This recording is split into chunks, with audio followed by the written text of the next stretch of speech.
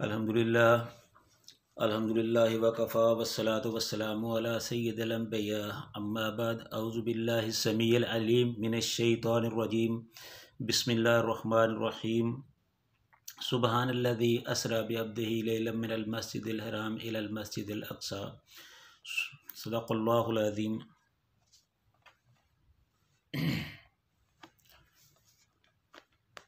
कुफ़ार की तरफ से रसूलुल्लाह सल्लल्लाहु अलैहि वसल्लम पर इज़ाओं, मुसीबतों और सख्त तकलीफ़ों के इम्तहानात जारी थे। अभी रसूलुल्लाह सल्लल्लाहु अलैहि वसल्लम की दावत कामल कामयाबी और जुल्म सितम के दरमियान ही चल रही थी कि ऐसे में अल्लाह रब्बुल इज़्ज़त ने अपने प्यारे हबीब सल्लल्लाहु अलैहि वसल्लम को अपने पास बुला लिया, जिसे उर्फ़े आम में मिराज कहा जाता है। तो सबसे पहले तो इसकी वजाहत ज़रूरी है कि कुछ लोग कहते हैं कि रसूलुल्लाह सल्लल्लाहु अलैहि वसल्लम को ये मिराज ख्वाब में हुआ था, लेकिन सही हदीस और कुरान और सुन्नत की रोशनी में अगर देखा समझा जाए तो वो यही है कि रसूलुल्लाह सल्लल्लाहु अलैहि वसल्लम को मिराज जिस्मानी तौर पर और जागने की हालत में हुआ था। तो ये रसूलुल्लाह सल्लल्लाहु अलैहि वसल्लम का एक बहुत बड़ा मौजज़ा है जो किसी और नबी को नसीब नहीं हुआ।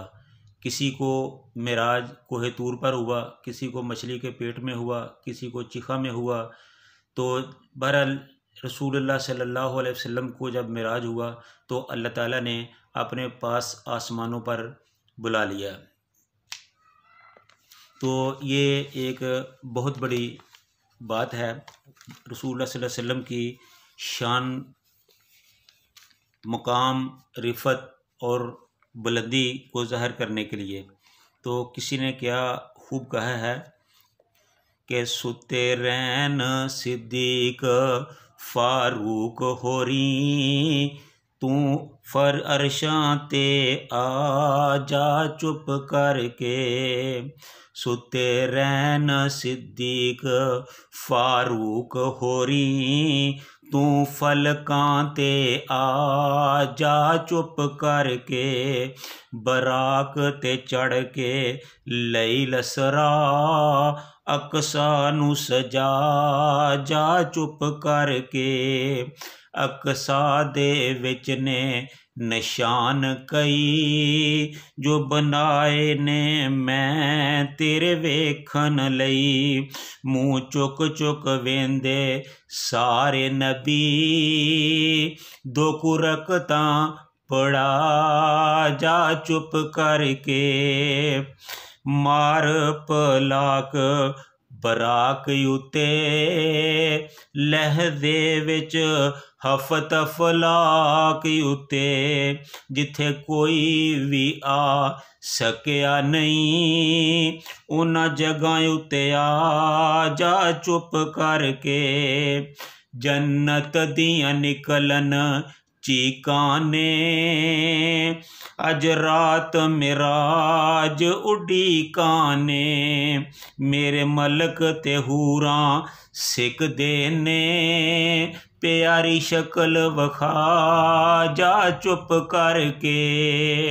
सुते रैन सिद्दीक फारूक होरी, तू फलकां ते आ जा चुप करके। बराक ते चढ़ के लई लसरा, अकसा नू सजा जा चुप करके। तो ये मिराज का वाक़या था।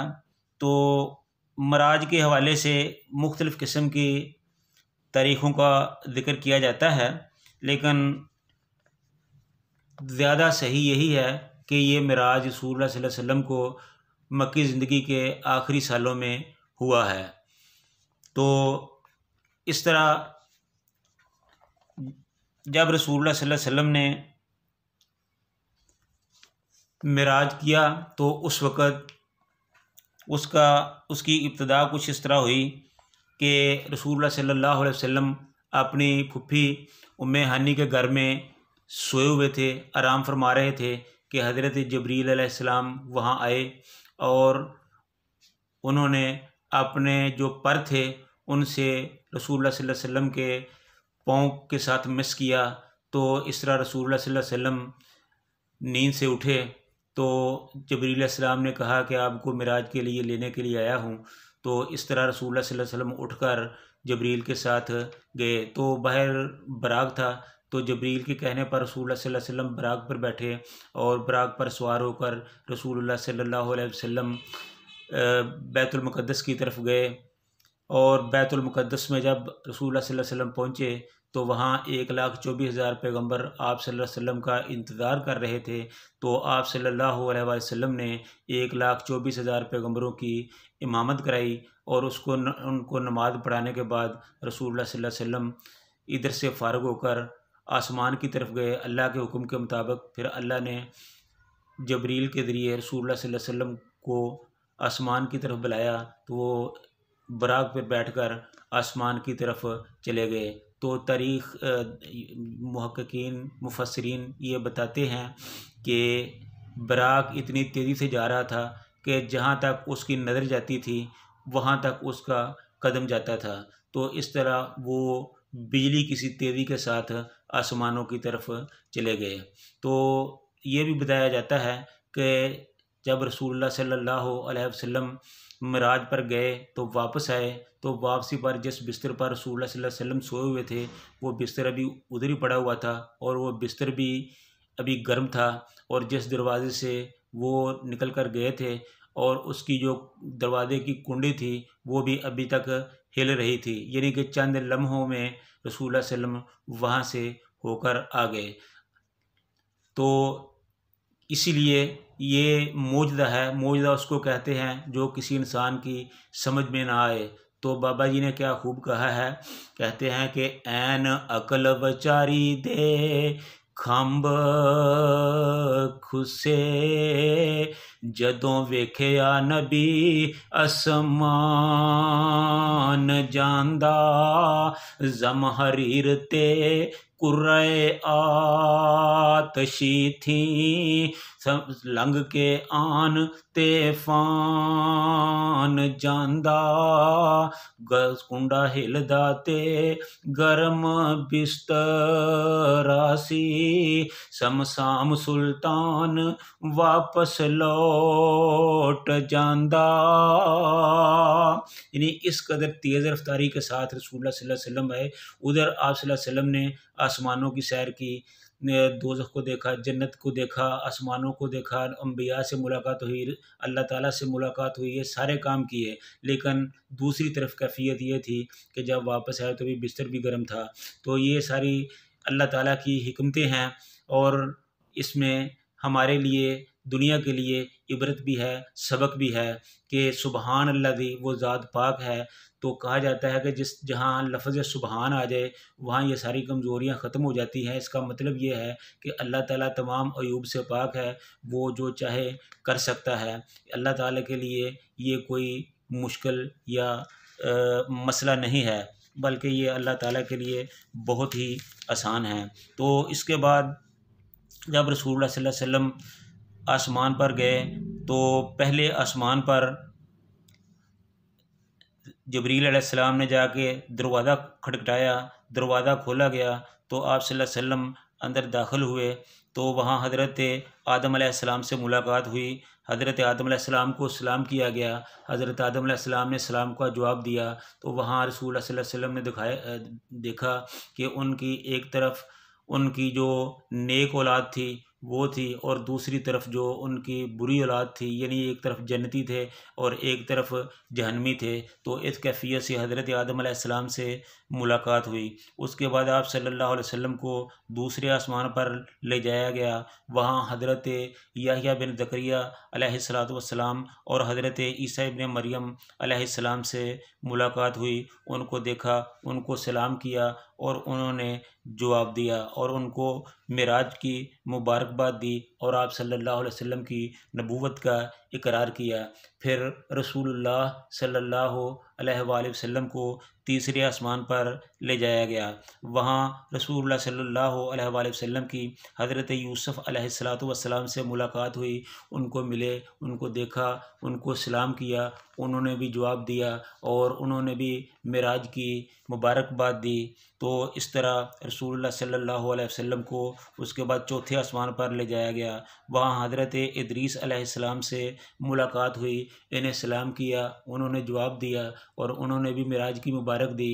तो इस तरह रसूलुल्लाह सल्लल्लाहु अलैहि वसल्लम वहाँ से फ़ारिग होकर पाँचवें आसमान पर गए और पाँचवें आसमान पर हज़रत हारून अलैहिस्सलातु वस्सलाम से मुलाकात हुई और उन्होंने भी सलाम किया, मरहबा कहा और आप सल्लल्लाहु अलैहि वसल्लम की नबूवत का इकरार किया।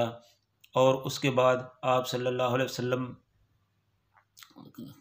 को उसके बाद हज़रत मूसा अलैहिस्सलाम से छठे आसमान पर गए। वहाँ मूसा अलैहिस्सलाम से मुलाकात हुई, उनको मिले, उनसे दुआ सलाम हुई, उन्होंने भी मेराज की मुबारकबाद दी, आप सल्लल्लाहु अलैहि वसल्लम की नबूवत का इकरार किया और रसूलुल्लाह सल्लल्लाहु अलैहि वसल्लम वहाँ से फ़ारिग हुए। जब जाने लगे तो मूसा अलैहिस्सलाम रोने लगे। आप सल्लल्लाहु अलैहि वसल्लम ने रोने की वजह पूछी तो उन्होंने कहा कि मैं ये खुशी से रो रहा हूँ इसलिए कि आप सल्लल्लाहु अलैहि वसल्लम मेरे बाद तशरीफ़ लाए हैं, लेकिन मेरे से आगे चले गए हैं। आपकी उम्मत भी मेरे से ज़्यादा होगी और आपकी उम्मत भी मेरे से ज़्यादा जन्नत में, मेरी उम्मत से ज़्यादा जन्नत में जाएगी। इस तरह रसूलुल्लाह सल्लल्लाहु अलैहि वसल्लम उसके बाद सातवें आसमान पर गए। वहाँ हज़रत इब्राहीम अलैहिस्सलातु वस्सलाम से मुलाकात हुई। आप उनसे मिले, इन्हें सलाम किया और उन्होंने भी इस्लाम का जवाब दिया और मुबारकबाद दी और आप सल्लल्लाहु अलैहि वसल्लम की नबूवत का इकरार किया। उसके बाद आप सल्लल्लाहु अलैहि वसल्लम सिदरतुल मुंतहा पर गए। वो तो फिर आप सल्लल्लाहु अलैहि वसल्लम को बैतुल ममूर ज़हर किया गया, आपके सामने बैतुल मामूर को ज़हर किया गया। तो इस तरह रसूलुल्लाह सल्लल्लाहु अलैहि वसल्लम ने सातों आसमानों की सैर की, सातों आसमानों को देखा, वहाँ अंबिया से मुलाकात हुई और उसके बाद सातवें आसमान से ऊपर जो सिदरतुल मुंतहा है वहाँ गए। और सिदरतुल मुंतहा के बारे में कहा जाता है कि सिदरा एक बेरी का दरख्त है और मुंतहा का मतलब है कि बहुत बुलंदी, यानी कि सबसे ऊंचा और बुलंद। और उनको जो फल लगता है वो बताया जाता है कि अपने हजम के एतबार से बहुत बहुत बड़े बेर उसको जो लगते हैं, जो उसका फल होता है वो बहुत मज़ेदार और बहुत बड़े बड़े होते हैं। तो इस तरह वहीं पर अल्लाह ताला के साथ मुलाकात हुई और ये जो मुलाकात हुई ये पर्दे में हुई और इंतहाई करीब से हुई। तो अल्लाह ताला ने इस मुलाकात में रसूलुल्लाह सल्लल्लाहु अलैहि वसल्लम पर 5 नमाज़ें फ़र्द की। पहले 50 नमाज़ें थी, उसके बाद 50 नमाज़ें जब फ़र्द हुई तो आप सल्लल्लाहु अलैहि वसल्लम वापस आ रहे थे तो मूसा अलैहिस्सलाम से मुलाकात हुई। मूसा अलैहिस्सलाम ने पूछा क्या बना, आपने बताया कि 50 नमाज़ें मिली हैं। तो उन्होंने कहा कि आपकी उम्मत के लिए मुश्किल होगी, आप अल्लाह पाक के पास जाएं और अपनी उम्मत के लिए कफ़ायत कीजिए। तो आप सल्लल्लाहु अलैहि वसल्लम फिर दोबारा गए तो अल्लाह ताला से गुजारिश की तो अल्लाह ताला ने 50 की बजाय 40 कर दी। फिर दोबारा वापस आए, मूसा अलैहिस्सलाम से फिर मुलाकात हुई, मूसा अलैहिस्सलाम ने फिर वही कहा। उसके बाद आप सल्लल्लाहु अलैहि वसल्लम दोबारा गए। इस तरह 3-4 चक्रों में जो आखिर पे जाके 5 नमाज़ें जो थी वो रह गई। जब वापस आ रहे थे फिर मूसा अलैहिस्सलाम से मुलाकात हुई। मूसा अलैहिस्सलाम ने कहा कि हुज़ूर आपकी उम्मत के लिए ये भी मुश्किल होगा तो आप एक दफ़ा फिर जाएं। तो आप सल्लल्लाहु अलैहि वसल्लम ने फरमाया कि नहीं भाई, अब मुझे शर्म आती है, अब मैं नहीं जाऊंगा, अब ये जो 5 हैं यही ठीक हैं। तो इस तरह रसूलुल्लाह सल्लल्लाहु अलैहि वसल्लम 5 नमाज़ें लेकर आ गए तो अल्लाह ताला ने ये हुक्म फरमाया कि बेशक मैंने 5 नमाज़ें आप पर फ़र्द की हैं, जो इन पाँचों को पढ़ेगा मैं उनको 50 का हिसाब दूंगा। ये अल्लाह ताला की कितनी बड़ी करम नवाज़ी है और ये नमाज जो है ये रसूलुल्लाह सल्लल्लाहु अलैहि वसल्लम के मिराज का तोहफ़ा है, इसलिए हमें इसकी कदर करनी चाहिए, नमाज़ों को वक़्त के मुताबिक पढ़ना चाहिए। तो रात इसके बाद जो आसमानों पर जन्नत व दोज़ख की सैर और दीगर मामलात पेश आए, इसको इंशाअल्लाह हम आइंदा प्रोग्राम में बताएंगे। अल्लाह ताला हमें रसूलुल्लाह सल्लल्लाहु अलैहि वसल्लम की सुन्नतों, उनके तरीक़ा पर चलने की तौफ़ीक़ अता फ़रमाए। व आखिरु दावाना अनिल हम्दुलिल्लाहि रब्बिल आलमीन।